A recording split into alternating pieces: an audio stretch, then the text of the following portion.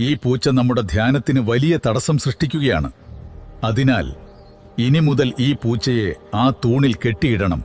നമസ്കാരം. നമ്മൾ അറിയാതെ പിന്തുടരുന്ന ചില ശീലങ്ങളെയും പാരമ്പര്യങ്ങളെയും കുറിച്ചൊക്കെ ആഴത്തിൽ ചിന്തിക്കാൻ പ്രേരിപ്പിക്കുന്ന വളരെ ലളിതമായ ഒരു കഥയിലേക്കാണ് നമ്മളിന്ന് പോകുന്നത്.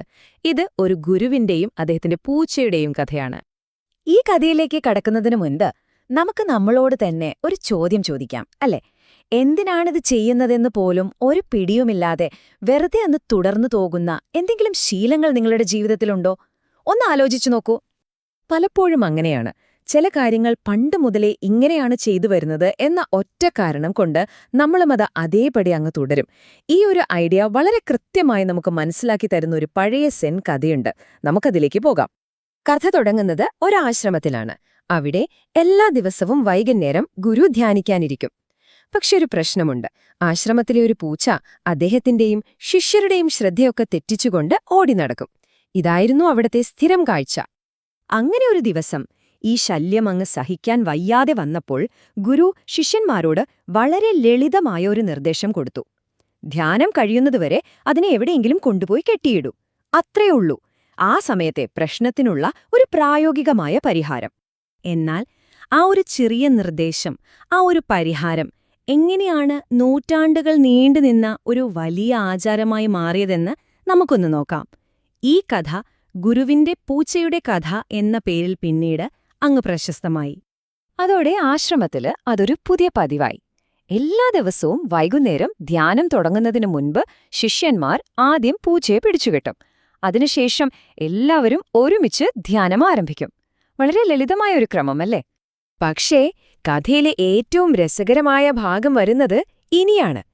കാലം കടന്നുപോയപ്പോൾ ഈ ലളിതമായ ശീലത്തിന് വന്ന മാറ്റമൊന്ന് നോക്കിക്കേ. ഗുരു ജീവിച്ചിരുന്നപ്പോൾ അതൊരാവശ്യമായിരുന്നു.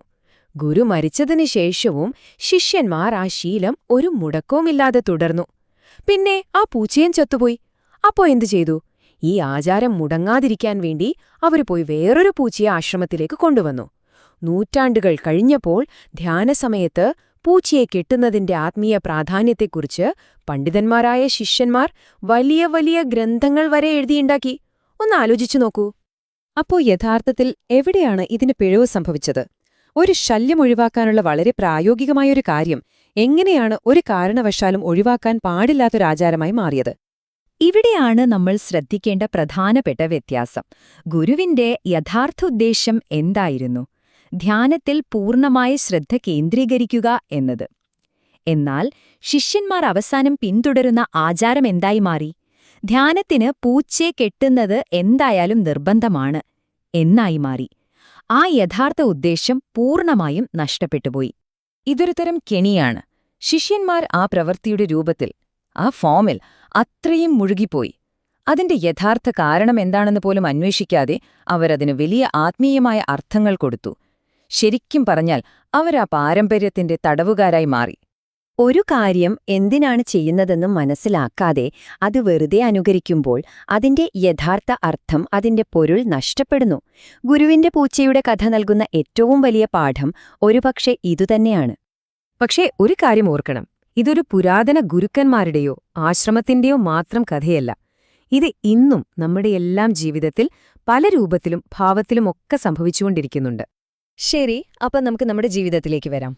നമ്മുടെയൊക്കെ ജീവിതത്തിൽ നമ്മൾ പോലും അറിയാതെ കെട്ടിയിട്ടിരിക്കുന്ന ഇത്തരം പൂച്ചകൾ ഏതൊക്കെയായിരിക്കും? ചിലപ്പോൾ അത് നമ്മുടെ ജോലിസ്ഥലത്തെ ഒരു കാര്യമല്ലാത്ത മീറ്റിംഗുകളായിരിക്കാം. പണ്ടെങ്ങോ ആരോ തുടങ്ങിയൊരു ശീലം. അല്ലെങ്കിൽ എന്തിനാണെന്ന് ഒരു പിടിയുമില്ലാതെ നമ്മൾ പിന്തുടരുന്ന ചില ചടങ്ങുകളായിരിക്കാം. അതുമല്ലെങ്കിൽ കാലഹരണപ്പെട്ട ചില സാമൂഹിക രീതികളോ അല്ലെങ്കിൽ നമ്മുടെ തന്നെ ചില അർത്ഥമില്ലാത്ത വ്യക്തിപരമായ ശീലങ്ങളോ ആകാം ഈ പൂച്ചകൾ.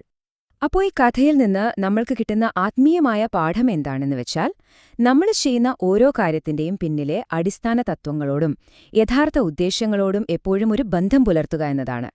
നമ്മൾ എന്തു ചെയ്യുന്നു എന്നതിനേക്കാൾ പ്രധാനം നമ്മൾ എന്തിനു ചെയ്യുന്നു എന്ന് മനസ്സിലാക്കുന്നതാണ്. അപ്പോൾ അവസാനിപ്പിക്കുന്നതിനു മുൻപ് നിങ്ങൾ സ്വയം ചോദിക്കേണ്ട ഒരു ചോദ്യമുണ്ട്. നിങ്ങളുടെ ജീവിതത്തിൽ നിങ്ങൾ കെട്ടിയിട്ടിരിക്കുന്ന ആ പൂച്ച ഏതാണ്? ഏതർത്ഥമില്ലാത്ത ശീലമാണ് നിങ്ങൾ ഒരു ചോദ്യം പോലും ചോദിക്കാതെ അന്ധമായി പിന്തുടരുന്നത്? ഒന്ന് ചിന്തിച്ചു നോക്കൂ.